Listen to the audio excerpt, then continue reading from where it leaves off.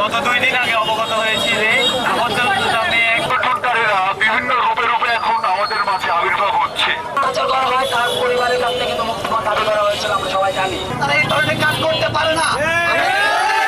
এই ছাত্রলীগ বিরুদ্ধে তুমি কে, আমি কে, আমার সোনার বাংলা, এই আমরা শহীদ বাংলা।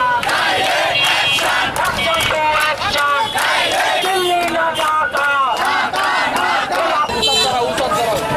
আসসালামু আলাইকুম। আচ্ছা, আমরা সবাই অন্যায়ের বিরুদ্ধে আমরা ছাত্র সমাজ কিন্তু সবসময় প্রস্তুত আছি। গঠনকারীরা বিভিন্ন রূপে রূপে এখন আমাদের মাঝে আবির্ভাব হচ্ছে।